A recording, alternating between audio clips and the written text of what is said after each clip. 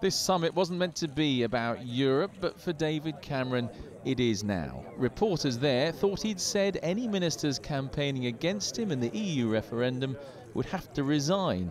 Today he said he hadn't said that. That's what I said yesterday. I mean, what I said is that if you want to be part of the government, you have to take the view that we're engaged in an exercise of renegotiation to have a referendum that will lead to a successful outcome. That is what I said. I feel that there was a misinterpretation, which is why I woke up and read the newspapers and thought, well, I will repeat what I said and make that very clear.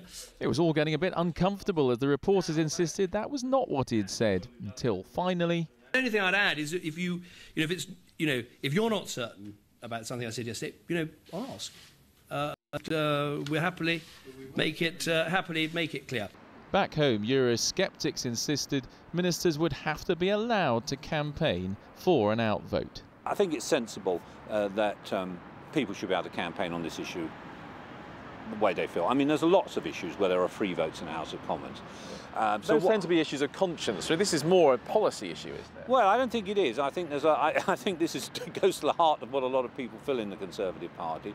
A Conservative politician who brings a following is Boris Johnson. The Out campaign hope one day he will join them. Today, he was certainly keeping the door firmly open on a British exit. The Prime Minister is going to, I'm sure he's going to be successful in these negotiations, but obviously if he doesn't get the deal that he wants, then it's got to be open to Britain to decide that there is an alternative future.